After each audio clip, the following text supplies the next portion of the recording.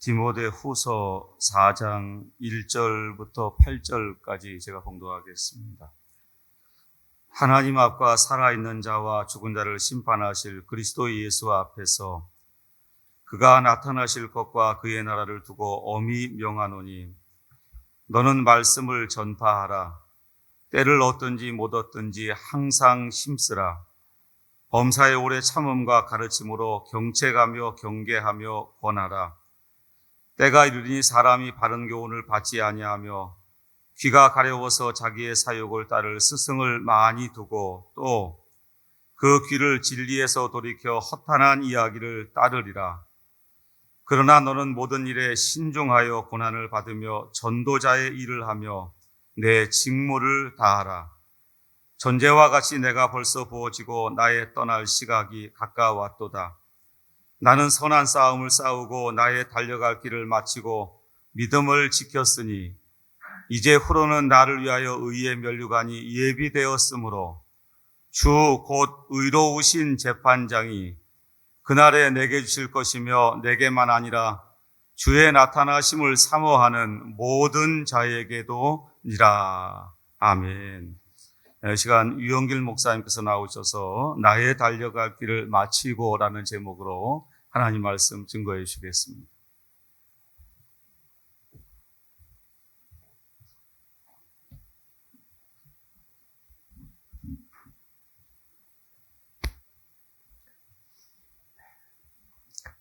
우리가 사도 바울 서신을 보면 사도 바울은 그의 서신에서 바울 서신이나 옥중 서신이나 그리고 사도행전이나 여러 글에서 자기의 신앙을 고백하는 것을 볼 수 있습니다. 자기는 어떻게 부름을 받았고 어떤 자세로 이렇게 선교, 이렇게 복음을 증거하고 있고 어떻다 이런 피력하는 말씀들을 많이 볼 수 있습니다.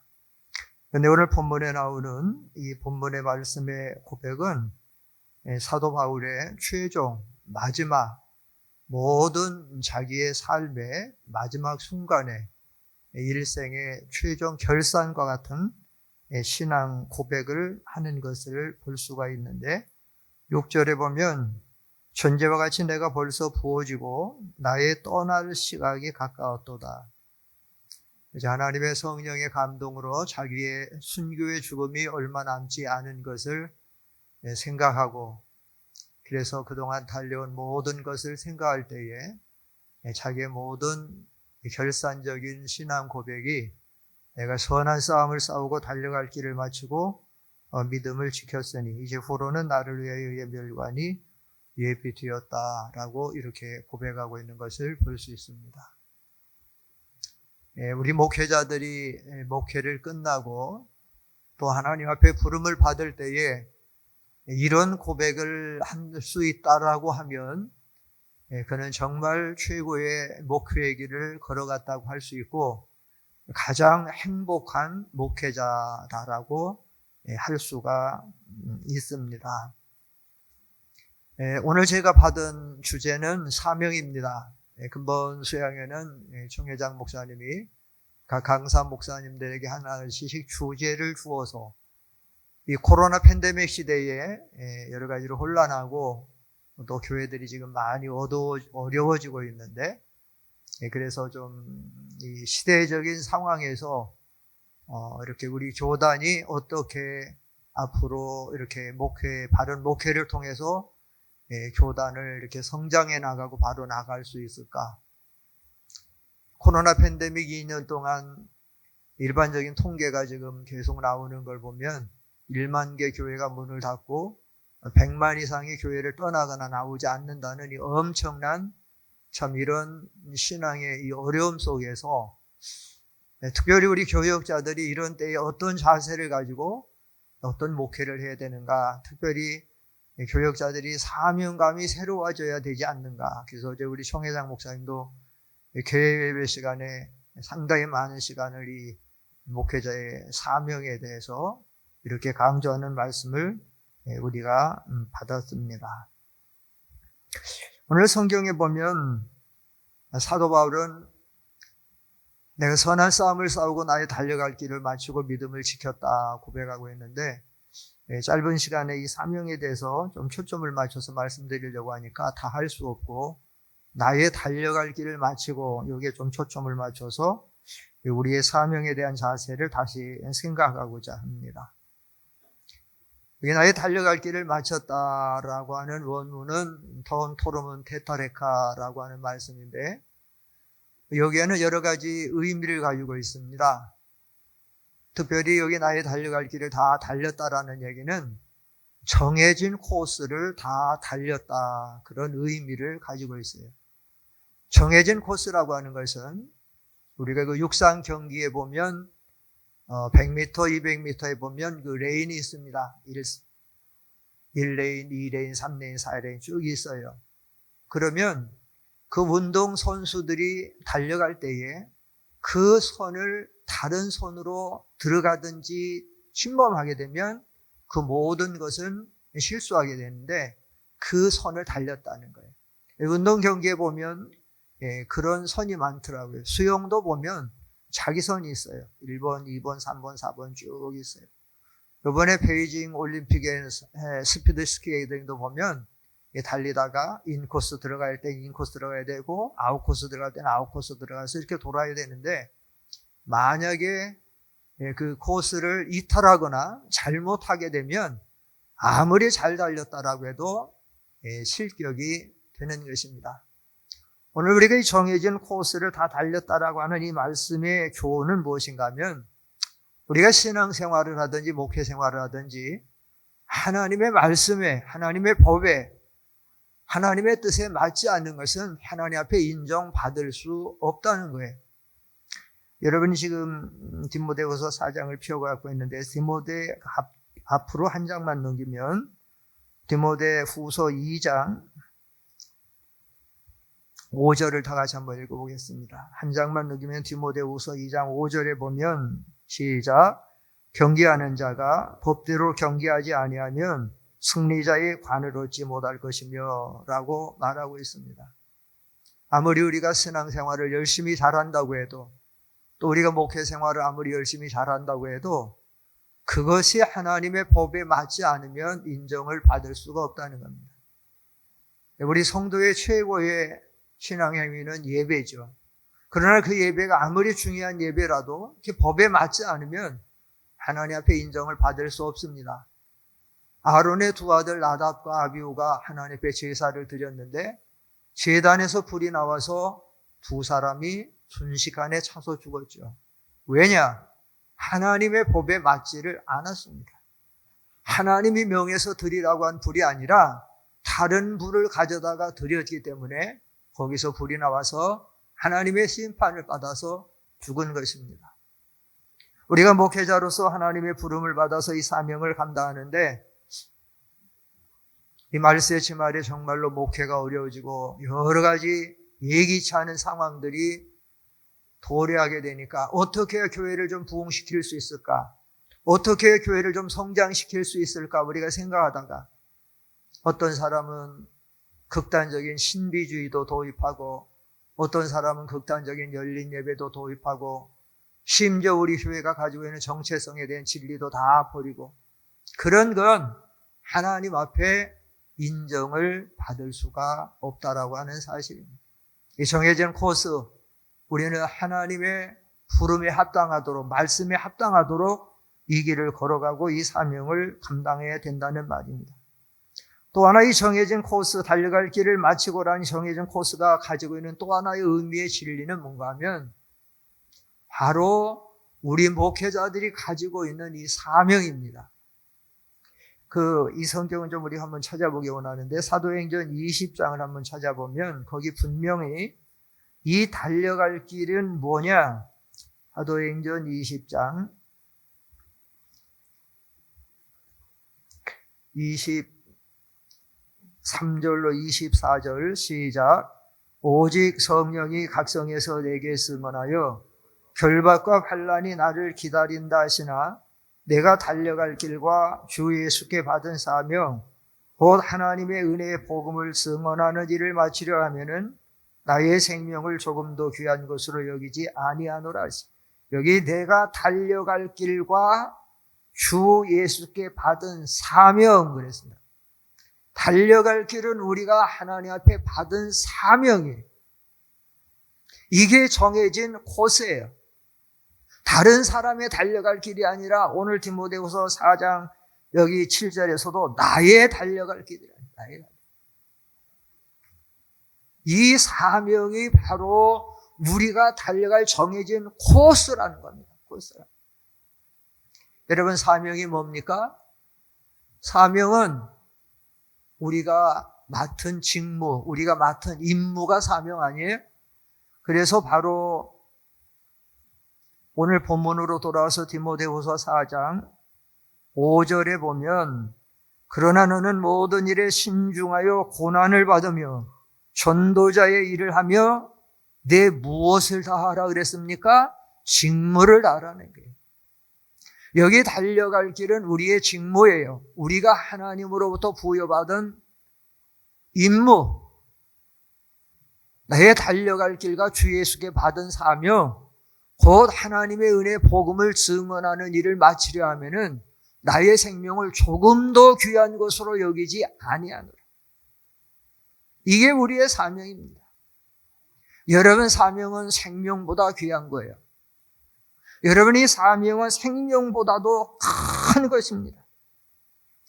우리는 이 사명 때문에 태어났고, 우리는 이 사명 때문에 우리의 직무를 맡았고, 복음을 맡았고, 우리는 이 사명 때문에 지금 일을 하고 있는 것입니다. 이 사명의 중대성을 우리가 알아야 되는데, 코로나 팬데믹 시대를 만나가지고 1만 개 교회가 문을 닫았다. 기도하다 그런 생각이 들어요. 1만 개 교회가 문을 닫았으면 1만 개 교회가 있었다라는 얘기는 1만 개 교회의 교역자들이 있었다라는 얘기인데, 그럼 그 교역자들은 지금 다 어디에 무엇을 하고 있을까? 아마 어떤 이들은 다른 교회 부교역자로도 들어갔을 수 있고 협동 목사로 가서 할 수도 있고, 그런데 더러는 많은 수는 흐지부지 목회 전선에서 떠나서 그냥 다른 생업을 찾아서 가서 먹고 사는 일을 위해서 하며 살고 있지 않을까. 참 그런 생각이 들을 때에 참 안타까운 사실이 들어요. 이 지금 코로나 팬데믹 상황은 육신적으로만 건강의 문제, 파생되는 경제적인 문제, 여기에 따르는 제약, 여러 가지 제약을 받는 어려운 문제만이 아닙니다. 우리는 특별히 목회자들로서 교회들이 문을 닫고 교인들이 떠나고, 이 자리에 앉아있는 우리 목사님들의 교회도 교인들이 적게는 한두 명씩 혹은 서너 명씩, 많게는 1, 20명씩도 교회를 떠나고 교회를 안 나오는 사람들도 있을 거예요. 제가 얘기 듣기로는 우리 교단에서도 주일학교 기관들이 없어지는 교회들이 생기고 있고, 심지어는 새벽 예배, 3일 밤 예배도 드려지지 않는 교회가 있다라는 얘기를 듣고 있습니다. 참 이런 시대에 우리가 이 사명을 갖지 아니하면, 사명으로 뜨거워지지 아니하면, 사명을 가지고 목회를 해도 목회가 어려울 텐데, 이 사명을 가지고 하지 아니하면 우리의 목회는 도태될 수밖에 없습니다. 자연 도태될 수밖에 없다라고 하는 사실입니다. 우리는 사명을 위해서 태어났습니다. 우리는 사명을 위해서 살다가 사명을 위해서 죽는 것입니다. 사명을 다하면 우리는 이 세상을 떠나는 것입니다. 근데 우리에게 이 사명의 큰 것을, 이 막중한 것을 우리가 알아야 됩니다. 나의 생명을 조금 더 귀한 것으로 이 복음을 증언하고 나의 맡은 사명을 감당하기 위해서는 조금 더 귀한 것으로 여기지 아니하노라. 사명은 생명보다 중요합니다. 얼마 전에 CGN 기독교 텔레비에서 다큐멘터리 형식으로 잠깐 나오는 것을 제가 잠깐 봤는데, 그걸 보면서 눈물을 흘리면서 제가 그걸 봤습니다. 2020년부터 2021년까지 약 2년 동안 이 코로나 팬데믹 상황이 전 세계적으로 퍼졌는데, 참 하나님 은혜가 감사한 것은 전 세계적으로 우리가 잘 아는 것처럼 전 세계의 선교지에 선교사가 가장 많이 보낸 나라는 미국이고, 둘째가 우리나라예요. 보니까 우리나라는 전 세계 5대양 6대주 안 가 있는 곳이 없어요. 그런데 제가 가지고 있는 거기 나오는 통계 자료를 보니까 1년 6개월 동안 아프리카에서, 아시아에서, 어디에서 우리나라 선교사가 34분이 코로나로 돌아가셨어요. 34분. 제가 그 자료를 가져가서 사실 저희 교회에서는 설교할 때 한번 일부러 쭉 불러봤어요. 뭐 오만에서 누구에서 어디. 너무 귀한 분들이. 근데 그걸 보면 코로나가 왔고 죽음이 오고 있는데도 그들이 원망하지 아니하고 불평하지 아니하고 단마음으로 감사함으로 자기의 선교지에서 선교를 감당하다가 죽더라고요. 하나님 부름을 받더라고요. 여러분, 우리나라가 전쟁의 잿더미에서 세계에서 가장 비참한 나라, 가장 못 사는 나라, 장충체육관도 가장 필리핀에서 지어졌다는데, 장충체육관. 그렇게 못 사는 나라가 지금 우리가 세계 경제대국 10위권의 대국이 되고, 우리가 전 세계에 지금 선교사를 보내는 이렇게 나라가 될 수 있었던 비결은 어디 있어요? 외국의 선교사들이 이곳에 들어오고 그들이 복음을 전해주고 교회를 세우고, 그리고 그들의 많은 수가 이 땅에서 피를 흘리고 죽어졌기 때문에 지금도 저 양화진에 가면, 선교사들의 무덤에 가면 그들이 증거가 돼서 거기서 죽어 있는 많은 사람들이 있고, 그 결과로 우리나라가 이렇게 세계 10위권이라는, 도움을 받던 나라 이렇게 도와주는, 짧은 기간에 도와주는 일이 없죠. 우리나라는 아무 자본이 없습니다. 자원이 나는 게 없습니다. 그런데 이 나라가 어떻게 이렇게 살 수 있었어요? 이것은 순전히 하나님께서 그 선교사들을 보내서 이곳에 교회를 세워주시고 우리를 양육해 주시고 우리를 건져주신 것입니다. 어떤 글을 보다 보니까 그런 말씀이 있더라고요. 더러움이란 자기 자리를 떠나는 것이다. 더러움이란 자기 자리를 떠나는 것이다. 참 공감이 가요. 그게 물서 그거를 가만히 생각하다가 하나님의 말씀이 벌쩍 떠올라요. 유다서 1장 6절에 보면 또 자기 지위를 지키지 아니하고 자기 처소를 떠난 천사들을 큰 날의 심판까지 영원한 결박으로 흑암에 가두셨다. 그 말씀이 떠올라요. 천사의 위치는 어떤 위치입니까? 천사의 처소, 천사의 자리는 어떤 자리입니까? 그들은 하늘나라에서 천군 천사가 하나님을 찬양하며 경배하며 하나님 앞에 예배로 영광을 돌리고, 가브리엘 천사 같은 데는 마리아에 가서 혹은 목자들이 가서 복음을 전하라고 하면 복음을 전하는 것이고, 미가엘 천사 같은 경우는 싸우러 가서 싸우라고 하면 싸움을 싸우는 것이고, 또 구원받은 후사들을 섬기라고 하면 구원받을 후사들을 섬기는 것이고, 천사들의 임무는 그거예요.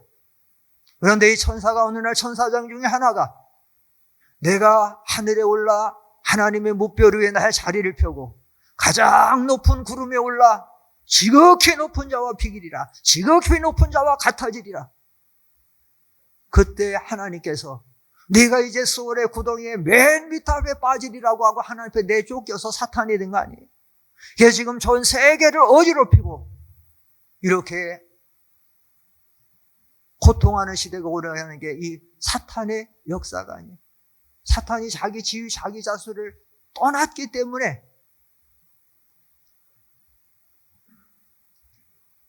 연못에 가보면 형형 색깔의 잉어들이 참 힘있게 다니는 걸 보면 너무 아름다워요.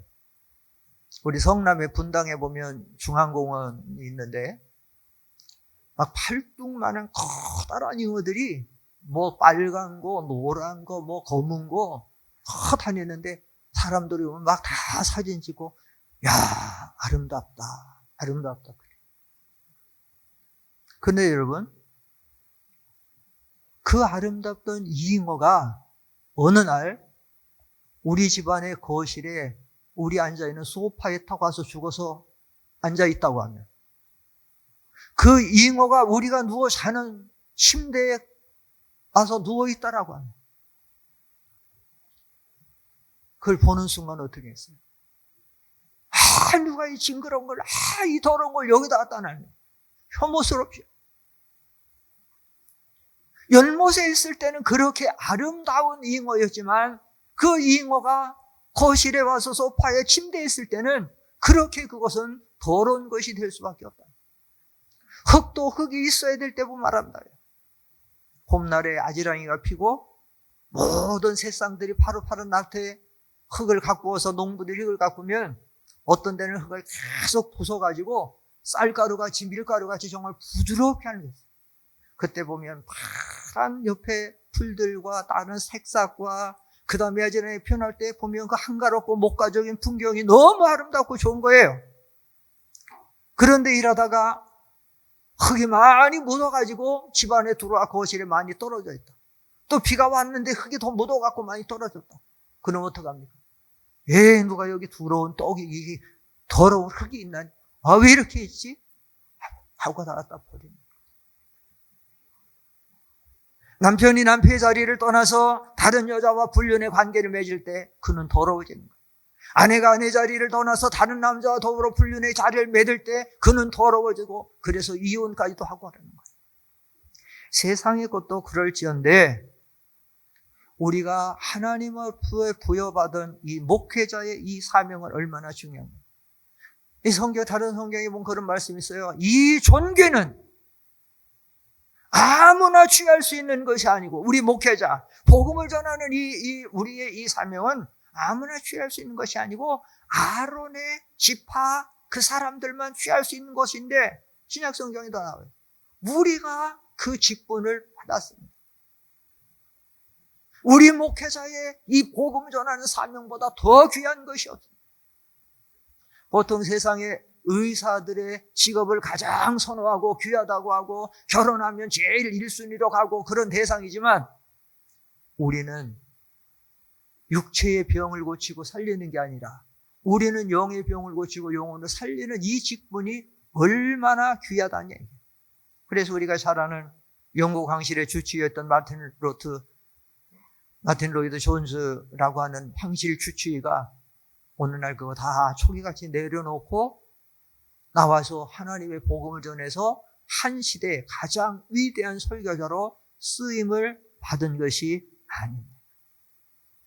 오늘 우리가 신앙생활하고 우리가 목회생활을 하면서 이런저런 어려운 제약과 여러 가지 어렵다고 낙심하지 마시고, 우리는 우리의 이 사명에 다시 한번 사명감을 우리가 회복하고 우리가 사명감으로 재충전하고.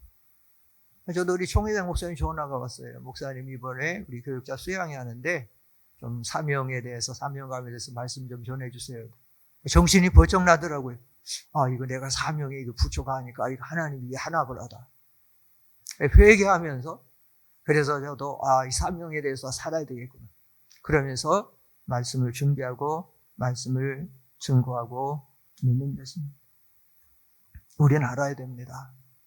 사명은 죽음보다 귀한 것이고, 사명은 그 어떤 것보다도 가치 있다. 여러분, 우리 예수님이 이 세상에 왜 오셨습니까? 사명을 가지고 오셨죠.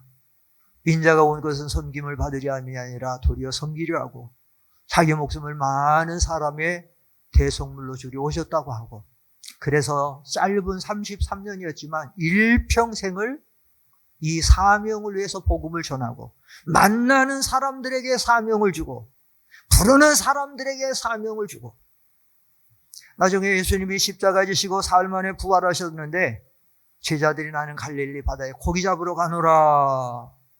수제자 베드로 가니까 많은 제자가 따라가요. 아무리 잡아도 고기 안 잡힙니다. 주님이 가셨습니다. 얘들아, 너희가 고기가 없느냐? 없습니다. 그물을 배 오른편에 던져라. 던졌더니 아주 많이 잡혔습니다. 그래서 그걸 가지고 올라왔더니 예수님이 숯불에 둔 떡과 그걸 가지고 생선 갖고 와라. 그래서 거기서 부어서 거기서 주들을 먹여줍니다. 예수님께서 갈릴리 바다에 그 추운데 왜 찾아갔을까요? 제자들이 고기 잡는데 고기를 못 잡으니까 불쌍해서 고기 잡게 하려고 찾아간 거 아닙니다. 허기지고 배고프니까 그들을 먹이려고 찾아간 것이 아닙니다. 3년 동안이나 가르치고 훈련하고 사명감을 주었는데 사명감을 잊어버리고 물고기나 잡아먹고 살려고 했던 그들에게 다시 사명을 회복하고 사명을 줘서 내보내서 하나님의 복음을 증거하게 하려고 찾아간 것이 아닙니까? 오늘 우리도 이런 시대에 이 사명을 가지고 잘 감당해야 됩니다. 사실 목회의 사명을 가지고 목회를 해도 지금은 정말 참 어려운 때를 돼 있어요. 근데 우리가 이 사명감을 가지고 있지 않고 흐지부지 그저 어떻게 하다가 보니까 신학을 했고 어떻게 하다 신학을 하다 보니까 목사가 됐고 목사가 어떻게 하다 보니까 됐으니까 밥벌이 수단으로 목회를 하고 사실 이 사명감은 처음에는 어떤 분들은 사명감을 가지고 신학을 해요. 그리고 목회자가 되고 하는 경우 있어요. 근데 어떤 경우에는 사명이 없었어요. 근데 어떻게 하다 보니까 부모의 권유로 친구의 권유로 또 뭐 다른 대학 들어가다 떨어지다 보니까 하고 근데 어떻게 하다 보니까 배운 게 도적질이라고 신학을 했으니까 또 목회를 하고 근데 좋습니다. 처음부터 사명감을 가지고 시작해서 신학을 하고 목회를 했든 사명감이 없이 하다가 나중에 목회를 했든 중요한 건 뭐냐? 목회를 하는 이상 우리는 이 사명의 중차대성을 가지고 사명을 가지고 해야 된다는 사명을 가지고.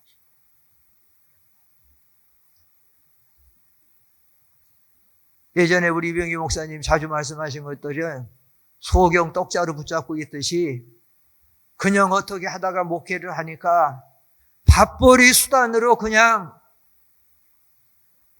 세월 보내면서 목회를 한다. 안 된다는 겁니다. 그거는. 복음을 전해서 어떻게든지 영혼을 살리고 구원하고 하나님의 나라를 확장시켜야 되는 사명을 우리에게 하나님이 맡기셨다라는 사실입니다.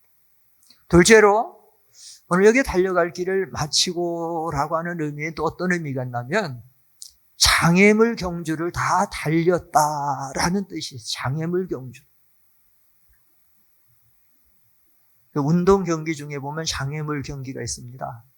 이 올림픽으로도 채택이 됐더라고요. 3,000m 장애물 경주다. 그러면 그 트랙을 도는데 허들 같은 게 있어요. 이렇게 갔다가 한 1m 가까이 높이에요. 그거 뛰는데 한 7바퀴 반 이상을 뛰는데 근데 허들이 중간중간에 많이 있고 또 중간중간에 물이 있어요. 발목 정도 물이 차는 거야. 근데 트랙 한 바퀴가 400m 정도인데 짧지 않거든요. 그 한 바퀴 두 바퀴 돌아도 힘든데 허들을 넘고 물을 지나고 또 허들을 넘고 이러면서 계속 도는데 몇 바퀴 지나다 보면 아주 힘든 거예요. 저희 어렸을 때 그 시골 학교에서 우리도 그 운동회 할 때, 운동회, 참 시골에 운동회 하면 전 주변에 마을들이 다 모여가지고 거기 하는데, 운동회 할 때 보면 저도 장애물 경기하는 사람 봤어요. 근데 우리 장애물 중에 초등학교, 우리 국민학교라 해야 돼. 국민학교 때 하다 보면 뭐가 있냐면, 막 하는데 그물을 놨어요. 그럼 그물을 뒤져져야지 막 그물 통과해야 돼. 했던 장애물이 있어요. 근데 이 오늘에서 나의 달려갈 길을 마치고 이 드로몬이라고 하는 이 말씀 중에 하나는 장애물 경주를 다 달렸다라는 거예요. 사도 바울은 정말 장애물이 많았습니다. 고린도후서 11장에 나오는 거 보면 내가 40의 감한매를 5번 맞고 3번 대장으로 맞고 1번 돌로 맞고 1번 파선하는데 일주일을 기품에서 지나고 여러분 여행의 위험과 강의 위험과 바다의 위험과 동족의 위험과 이방인의 위험과 많은 사람에게 오해를 받고 멸시를 받고 거기다가 굶고 춥고 헐벗고 이런 일은 고사하고 날마다 교회를 위해서 애타하고 얼마나 많은 가는 곳이 다 장애물이에요. 고국에 들어오면 율법주의자들 할례당들한테 항하고 이방에 가면 이방에 또 소유시키는 자가 왔다고 거기 장애물이고 자기의 건강도 장애물이고 뭐 지금은 우리가 선교부가 다 있고 교회들이 있으니까 지원받지만 옛날에 없으니까 그걸 하려니까 경제적으로도 장애물이고 그러나 사도 바울은 이런 모든 장애물을 다 통과해 나의 달려갈 길을 마치고 다 목회를 하는 많은 목회자들이 이 장애물 경주에서 탈락하는 경우가 많이 있어요. 제일 먼저 가볍게 다가오는 것이 이 경제적인 문제. 이 목회를 하다가 교회가 줄어들고 30명 모였는데 20명 모였는데 10명 모였는데 제가 이번에도 요 근래 우리 목사님들 우리 교단 목사님들 얘기를 이렇게 좀 듣고 이렇게 좀 제가 듣는데 다 떨어지고 있대요. 우리 교단 교회가 다 떨어지고 있대요. 부흥되고 있다는 교회가 하나도 없어요. 우일의 광명교회 지금 신명성 목사님 와 계시는데 우일의 광명교회가 새로운 지역에 개발 지역에 아파트들이 들어서서 거기 교회를 세워놔서 한동안은 막 부흥이 됐는데 지금 코로나 팬데믹 상황에서 막 그러니까 또 이제 뭐 위례광명교회 같은 데는 우리 교단에 대한 이해도 좀 부족한 분들도 많고 그러는데 그러다 보니까 거기도 지금 침체가 되고 많이 뭐 거기도 지난번 신명선 목사님 얘기하다 보니까 그런 얘기 하는데 또 들어보니까 50명 모이는 40명, 30명이 다 줄어들고 있다는 다 줄어들고 그러니까 그러다 보면 요즘에 지난번 어떤 방송 기독교 보다 보니까 아니 일반 방송에서도 저기 그런 게 나오더라 글이 목사님들이 투잡, 쓰리잡을 한다는 거예요. 목회가 안 되니까 뭐 배달도 하고 목수도 하고 뭣도 하고 자꾸 그런다는 거예요. 그러니까 이런 면들 같은 것이 장애물이에요. 하나의 장애. 그러나 어제 우리 송혜정 목사님도 얘기했지만 우리가 하나님의 복음을 가지고 생명을 바치는 각오를 가지고 나가고 복음을 전하면 하나님은 절대로 복음을 전하는 전도자의 입에 율법에도 말씀했잖아요.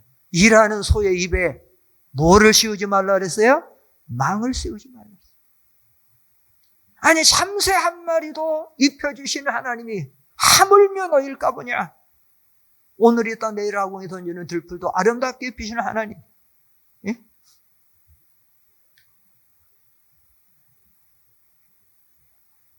저는 목회하면서 개척할 때 딱 한 번 다 떨어진 적이 딱 한 번 있어요. 많이도 아니고. 돈도 떨어지고 쌀도 떨어지고. 사실 저의 처갓집은 좀 살만한 집이에요. 가서 제가 돈 달라고 하면 얼마든지 주지만 그러고 싶지 않았어요. 한 번도 처갓집가 손나고 살만한 집인데 한 적이 없어요.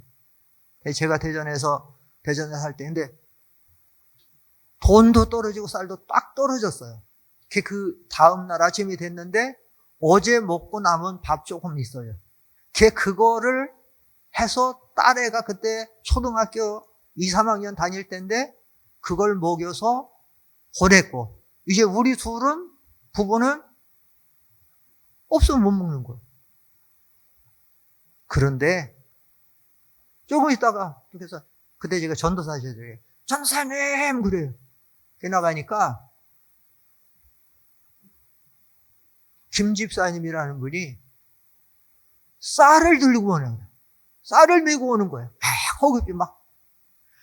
우리 용안에서요 이번에 농사를 지어서 했는데 두 가만가를 갖고 왔는데 아이고 전도사님 생각나서 이거 갖고 왔어요. 제가 쌀이나 돈이 딱 한 번 떨어졌었는데 하나님이 얼마나 타이밍을 기가 막히게 막혔는지 딱 맞는 거야. 사실은 뭐 굶으면서 뭐 해야 더 상이 있는데 그래서 굶어보지를 않았어요. 선교하면서는 굶어봤어요. 중국에 다니고 해외 다니면서 이게 이런 타이밍이 안 맞아갖고 굶어본 적은 선교하면서 굶어본 적은 있지만 목회하면서 굶어죠. 하나님 다 어제 총회장 목사님도 그러잖아요. 하나님 앞에 일하면 까마귀를 통해서 그게 까마귀예요. 그게 까마귀. 하나님 다 먹여줘. 걱정할 필요 없어. 무엇을 먹어라. 그 나라와 의를 구하고 하나님의 복음을 가지고 일하면 하나님이 다 먹여줘. 자녀 교육에 대해서 그래서 못하고 뭐 때문에 자녀 교육하려면 돈 들어가고 뭐하고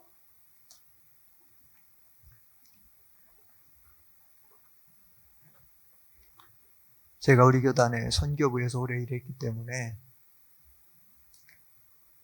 한 번은 총회장 목사님 저를 러시아 어느 지역에 보내요. 보내는 이유는 거기 있는 선교사를 보냈는데 선교사가 아무 활동을 안 해요. 그냥 맨날 책만 보고 주일날 현지 들어오면 예배 마치고 끝나는 거예요. 목사님 저를 보내면서 그 목사를 카자흐스탄으로 가라고 인사이동을 시켜라. 가서 그렇게 하라는 거예요. 왜 그러느냐. 카자흐스탄에 가면 낮에는 오석진 목사님이 주간 신학하고 밤에는 노대용 목사님이 야간 신학을 하니까 그 목사를 글리 보내라는 거예요. 그래서 제가 갔어요. 가서 그 전달을 했죠. 목사님. 근데 그분 스타일이 본래 그래요. 활동이 없어요. 선교사는 활동이 없으면 선교사를 안 나가야 돼요. 그냥 집에 앉아서 책만 보다가 오면 해요. 제가 얘기를 그대로 했죠. 다 가서. 이만해서 왔으니까 목사님 정리하고 그래서 카자흐스탄으로 가서 이렇게 하라 했다. 못 간다는 거예요. 그래서 왜 못 가냐 했더니 목사님 말씀드리기는 좀 그러고 일단 갈 수가 없습니다. 못 갑니다. 아무리 얘기하고 권면해도 못 간다고. 이게 말이 됩니까? 가야지요. 못 간대. 한 30분이 계속 이것만 해. 못 간다는 거야. 그럼 못 가는 이유가 뭐니? 얘기를 해라. 그건 좀 그렇고 못 간다는 거예요. 좋다. 그럼 당신 못 가는 거로 하고 그럼 나는 가겠다. 그러나 총의 명을 받고 왔고 가서 보고해야 되는데 왜 못 가는 이유는 얘기를 해야 될 거 아니냐. 이유를 얘기해라. 그러니까 그때 겨우 얘기를 하는 거예요. 좋다. 나는 여기서 그럼 당신 안 가는 거로 하고 일단 가서 보고할 테니까 얘기해라 했더니 한다는 얘기가 뭐냐. 자녀 교육 때문에 못 가겠다는 거. 자녀 교육 때문에. 아무래도 러시아 쪽의 교육과 카자흐스탄 교육은 그때 당시 많이 차이 나죠. 지금도 차이가 나죠. 못 가겠다는 거예요. 자기 두 아들하고 딸이 있는데 자녀. 그래서 거기서 제가 좀 호통을 쳤습니다. 제가 언성을 높였어요. 그냥 부드럽게 얘기하다가 당신 창관교회에서 선교사 파송 예배 드릴 때 목사님들 설교하시고 당신 나와서 답사할 때 뭐라 그랬죠? 선교지에 가서 뼈를 묶는 각오로 열심히 하겠다 그랬죠. 당신 이게 지금 뼈를 묶는 각오로 좀 하는 거예요? 당신이 여기가 당신 자녀 교육시키러 온 자리입니까?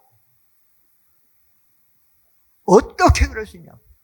생각을 했어요. 언성을 높이며 생각했어요. 한 번 욕심에 빠지고 한 번 양심 버리고 아무리 했나요? 그 사람 지금 우리 교단에서 나갔어요. 우리 교단 사람 아니에요. 그렇게 된 거예요. 이 생업의 문제나 경제적인 문제나 자녀교육의 문제에 빠진 거예요. 그런데 우리가 이 목회를 하는데 제일 커다란 또 하나의 장애물이 있어요. 많이 있어요. 질병도 장애, 사모의 문제도 장애, 이런 문제들 장애들이 많은데 정말 우리가 경계해야 될 장애물 중에 하나는 뭐냐면 목회 매너리즘이에요. 타성에 빠지고 안일주의에 빠지고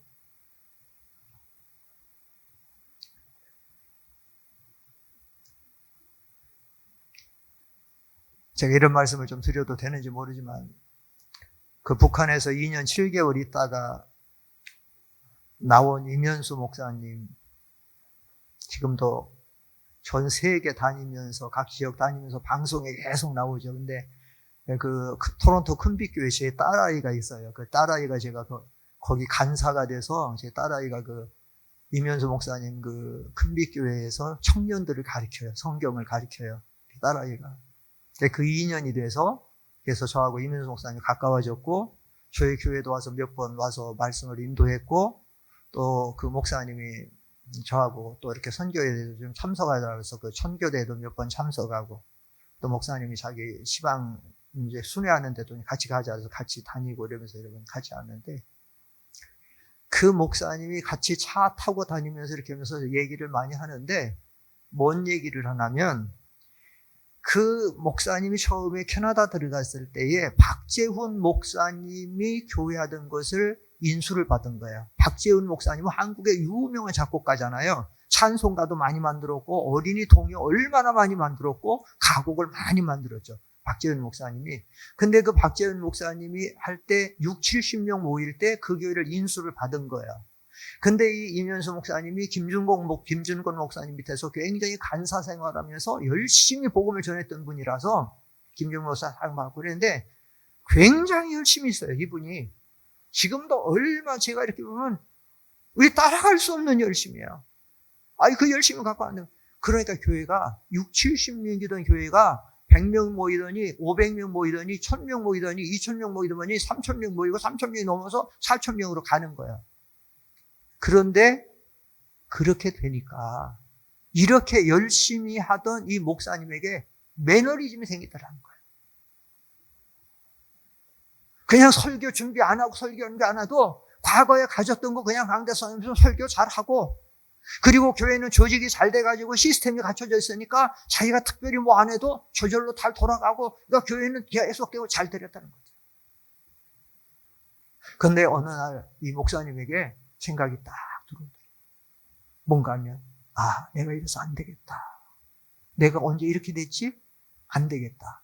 그래서 아내가 정말 조용한 수도원 같은 데 가가지고 좀 다시 하나님 찾고 좀 하나님과 긴밀한 교제를 해야 되겠다. 그러고 있는데 북한에서 연락이 온 거예요. 좀 두려워달라고. 그 목사님이 교회가 부흥되면서 이분에게 준 이 선교에 대한 사명을 가지고 북한을 했는데 약 북한을 150번 왔다 갔다 한 거예요. 근데 수백억을 들여서 북한에 뭐 학교를 지어주고 뭐를 지어주고 이러면서 하다가 보니까 김정일이가 다 인정해줘서 북한은 통행증이 없으면 아무데나 마음대로 못 다녀요. 제가 지금 파키스탄 선기를 하는데 파키스탄도 아무데를 못 다녀요. 제가 요즘에 파키스탄 다니는데 파키스탄 가면 저는 총을 갖고 총 가진 사람들을 가지고 들어요. 이슬람권에서 잘못된 사람들 일어나면 문제가 발생되니까. 제가 지난번에 입당 예배 드리러 갔을 때는 총 가진 사람이 주변에서 10명이서 서 있었고 제가 가는 차에는 보통 4명 이상이 보디가드가 있어요. 한 사람은 권총 차고 3사람은 이 소총 가지고 그렇게 다니는 거예요. 예, 그렇게 하는 거예요. 그런데 북한에 이제 통행증이 있어야 다니는데 김정일이가 그렇게 도와주니까 뭐라냐면 이분에 대해서는 어디든지 무료 패스다. 어디든지 가기도 다 가고 하고 싶은 거 다 하도록 해라.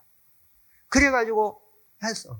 근데 어느 날 그렇게 내가 이거 매너리즘에 빠졌구나. 안 되겠구나. 그랬는데 북한에서 아주 한 번 빨리 들어와 달라 그래서 알았다고 그래서 딱 들어갔는데 들어가가지고 평양에 딱 갔더니 딱 잡아가지고 눈을 가리고 그리고는 가갖고는 그 길로 수용 교도소로 데리고 왔다. 그 얘기를 여러 차례 하더라고요. 여러 차례. 자기가 수도원 같은 데 가서 좀 조용한 곳에 가서 자기 신앙을 좀 회복하고 하려고 했는데 그랬더라는 거죠. 근데 정말 자기가 거기서 아무도 없는데 자기 혼자 그 교도소에는 자기 혼자 그 주변의 모든 게 자기 혼자 놔놓고 50명이 자기를 감시하더라는 거죠. 50명. 50명. 그런데 자기는 정말 거기서 신앙을 많이 회복했다는 거야. 정말 하나님을 만나고 하나님의 그 모든 것을 하고 그렇게 됐다는 거야. 우리 사랑하는 목사님들, 정말 우리가 지금 목회를 하지만 이 매너리즘이라고 하는 것은 누가 나를 못 살게 하는 게 아니라 우리 스스로가 연약해져서. 제가 우리 교단에도 이렇게 상임위원회도 오래 있어봤고 이렇게 좀 해서 보는데, 목사님들이 매너리즘에 잘못 빠지게 되면 신앙의 생명력이 떠나게 되고, 신앙의 생명력이 떠나게 되면, 여기 우리 지금 고목사님도 계시는데, 어떤 분이 목회를 안 하겠대요. 상임위원회에다 불러놓고 왜 안 하느냐 하라고 권면을 해요. 이병희 목사님 권면하시고 고목사님이 권면하시고, 그때 상임위원 중에 제가 제일 젊은 사람이 저였어요. 그래서 저도 권면을 했어요. 목사님, 목회하다 보면 힘든 부분이 있는데 참고 하다 보면 우리가 선을 행하되 낙심하지 말지니 피곤하지 않으면 때가 이르면 거두리라고 하지 않았느냐 하라. 저도 그래서 아무 말도 안 해요. 이래서 못하겠습니다, 저렇게 해서 못하겠습니다 라고. 그리고 상임위원회 왔다가 그렇게 한참 하고 그냥 갔는데 결국은 그만뒀어요. 결국은 그만뒀는데 그분은 나중에 알고 보니까 부정적인 일을 저질러서 목회를 못하게 됐습니다. 이런 일들이 많이 있더라고요.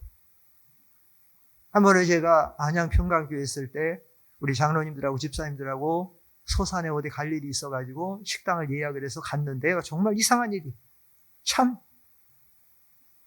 갔는데 식당이 큰 식당에 1층도 있고 2층도 있는데 그런데 그 여자 사장이 와서 서빙을 하는 거예요. 그 얘기를 하는데 저는 아무것도 몰라요. 근데 얘기하는데 여자 주인이 뭐라냐면, 우리 남편도 목사님이에요? 그래. 그래요? 근데 또 한다는 얘기가 깜짝 놀라는 거야. 근데 우리 남편 목사님이 목사님을 아신대요? 또 그래. 이게 내가 서산까지 왔는데, 우리 교단, 누가 나를 알아, 여기에서, 우리 남편이. 그래요? 저를 알아요? 저희가 예약을 하고 갔으니까요. 우리 안양 평강교회다 이렇게 얘기하고 갔으니까. 근데 하면서, 이 여자분이 순서니까. 저기 있잖아요. 저기서 지금 이렇게 보니까 탁자 닦고 있어. 그 식당이 커요. 세상에 보니까 우리 교단에서 열심히 목회한다는 목사님인데, 제가 여기 이름 되면 다 알아요. 이름 안 부를 거예요. 자기 그 좋은 사모님 다 버리고 엉뚱한 여자 만나고 돈 있는 여자 만나고 거기 가서 그 일을 하고. 여기 우리 교인들이 있으니까 내가 직접 클릭했죠. 목사님 어떻게 된 거냐? 목사님 좀 그렇게 됐습니다. 긴 얘기 할 수 없어. 식사 마치고 다 내려오는데 따라 내려오더라고. 하여튼 있어. 여러분들이 아주 누군가 하고 지금 막 머리를 막 해서 지금 어떤 목사인가 지금 막 하는데 지금 참 말을 참 못해. 제가 말하면 다 아는 목사. 성씨만 말하면, 성씨도 말 안 할래. 쫓아 내려오더니 현관까지 쫓아오는데 뭐냐면, 목사님, 교단에 가면 제 얘기하지 마세요. 제 얘기 좀 하지 말아주세요. 그 목사가 제 나이 또래인데. 그렇게 열심히 한다고 하던 사람이 어째서 조강지 쳐버리고 엉뚱한 여자 만나서 목사님 여러분, 요한계시록 6장 13절 이하에 보면 7째 인을 떼실 때에 큰 지진이 나며 해가 총단같이 어두워지고 온 달이 핏빛같이 되며 하늘의 별들이 무화과 나무가 대풍의 선과 실이 떨어지듯 떨어진다고 했습니다. 하늘의 별들은 성경에서 요한계시록 1장 2장에서 교역자들 가리키는 거 아닙니까? 지금 한국 교회가 이렇게 지금 약해지고 이렇게 교인들이 떠나고, 어제 우리 총회장 목사님 얘기했지만 교회는 교역자 수준만큼 된다는데 그 성경에 있는 거 아니에요? 오른손 7별의 비밀, 그 말씀하는 거 아니에요? 지금 그렇게 되는 거예요. 오늘 우리들은 지금 매너리즘에 빠져 있지는 않습니까? 생명력이 없어지고 생명력이 없어지게 되면 자기부터 깔아지게 되고 힘을 잃게 되고 교인들이 살아갈 수가 없지요. 마지막으로 여기 달려갈 길을 마치고라는 이 의미 중에는 장거리 경주를 다 달리고 완주했다라고 하는 의미입니다. 장거리 경주. 여러분, 달리기 경주에는 100m, 200m만 있는 게 아니에요. 이 육상의 꽃이라고 하는 마라톤 42.195m. 이걸 인간 한계의 경기라고 하죠. 제가 운동 경기하는 사람들 얘기를 들어보니까 가장 힘든 경기가 마라톤이라고 합니다. 마라톤은 훈련할 때부터 얼마나 힘든지 마라톤 선수의 직접 얘기를 들어봤어요. 우리나라 국가대표한테. 너무 힘들어가지고 그 훈련을 하는데 42.19 약 100리 아닙니까? 한국 중에서. 너무 힘들어갖고 하기 싫어가지고 죽고 싶어가지고 차들이 도로 다니니까 하면은 저 트럭 밖에 좀 가갖고 좀 다쳐갖고 안 할까? 이런 생각이 수없이 든다는 거예요. 그것을 참고 또 참고 또 참고 해가지고 이길 때 완주의 테이프를 끊는 거예요. 우리 목회자의 이 길은 정말 이것보다 더 귀한 영광이 없어요. 세상에 아무리 많은 직분이 있고 일들이 많아도 영혼을 살리고 구하는, 천하보다 귀한 영혼을 살리고 구원하고 인도하는 이 목회자의 이 사명과 이 영광보다 더 큰 게 어디 있어요? 대통령이 국무위원들 총리 임명하고 장관 임명하면 그날에 아는 지인들로부터 축하 전화가 세대하는 거예요. 장관 된 거, 총리. 우리를 누가 세웠습니까? 갈라디아 1장 1절에 보면 사람에게서 난 것도 아니고 사람으로 말미암은 것도 아니고 오직 죽은 자를 다시 살리시는 하나님이 나를 사도로 세웠다. 그 하나님이 저와 여러분들을 오늘 목사로 세우시고 하나님의 복음을 증거를 맡긴 거 아닙니까?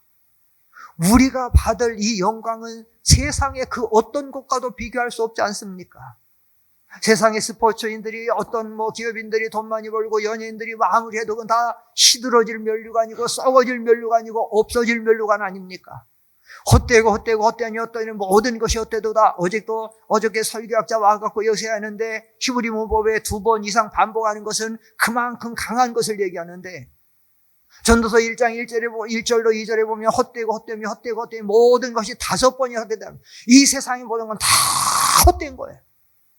모든 인생은 풀 같고 그 영광 꽃의 꽃 같으니 풀은 마르고 꽃은 시들어지네. 주의 말씀은 세속태로 있는 거야.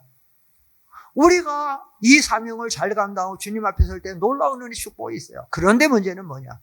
하나님이 우리에게 이 목회 사명을 감당하는데 편안한 길을 허락하지를 않았다는 거예요. 여러분 오늘 성경을 잠깐 한번 보세요. 5절을 다시 한번 읽겠습니다. 5절 시작. 그러나 너는 모든 일에 신중하여 고난을 받으며 전도자의 일을 하며 내 직무를 다하라. 뭐라 했어요?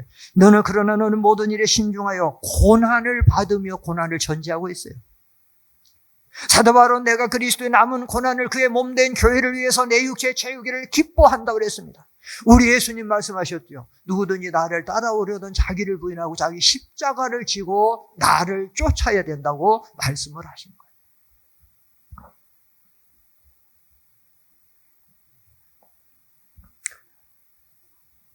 우리가 사실은 신앙생활이라고 하는 것은, 목회생활이라고 하는 것은 단거리보다는 장거리죠. 한 번 예수를 믿으면 죽을 때까지 달려가야 되고, 한 번 이 복음의 직분을 맡았으면 하나님이 부르시는 그 순간까지 달려가야 되니까.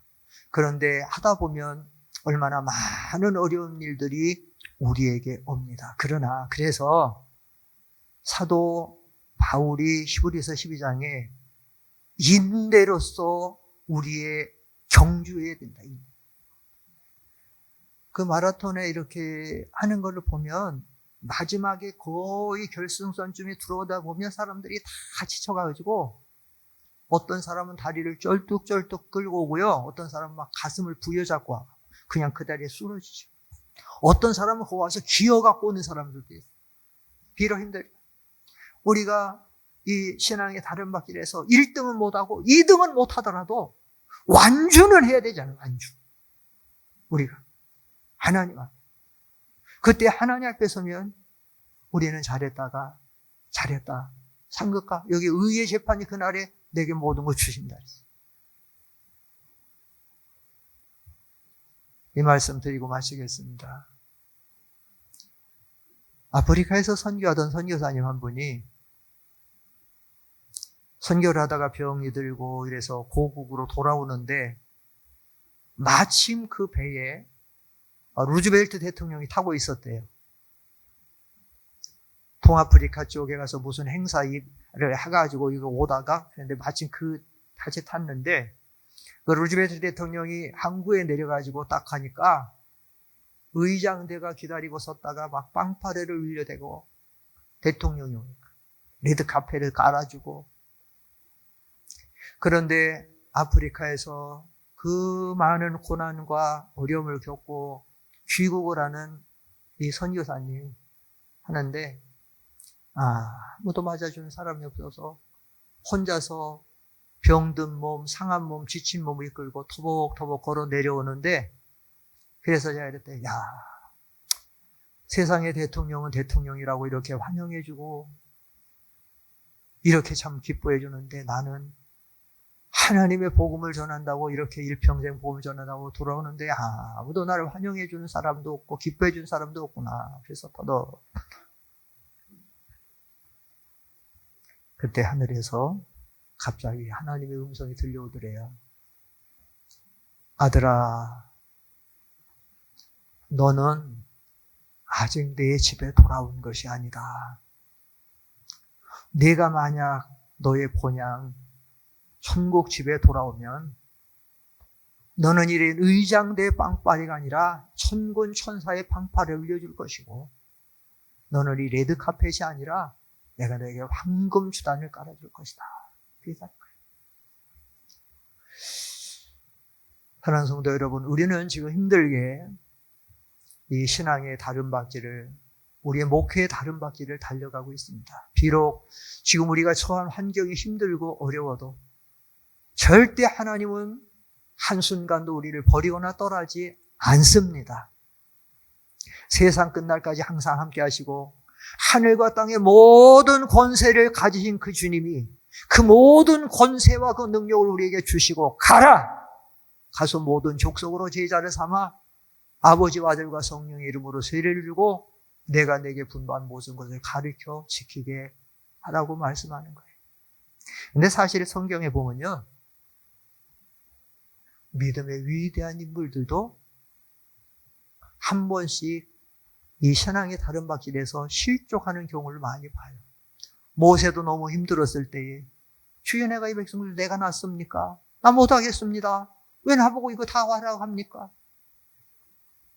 하늘에서 불이 떨어지게 했던 엘리야도 로뎀나무에 쓰러져서 주여 난 족합니다. 이제서 못하겠습니다. 예레미야도 그래요. 아무리 하나님 복음을 가서 전해도 안 들어요. 돌아오지를 않아요. 회개하지를 않아요. 그러니까 예레미야가 뭐래냐? 하나님, 지금 나는 혼자입니다. 혼자밖에 없습니다. 외롭다는 거죠. 못하겠다. 이거는. 그때 주님 그래요. 네가 만일 내게 돌아오면 너는 내 앞에 설 것이요. 네가 천한 것에서 귀한 것을 취할 것 같으면 너는 나의 무엇과 같이 되리라? 잎과 같이 되리라.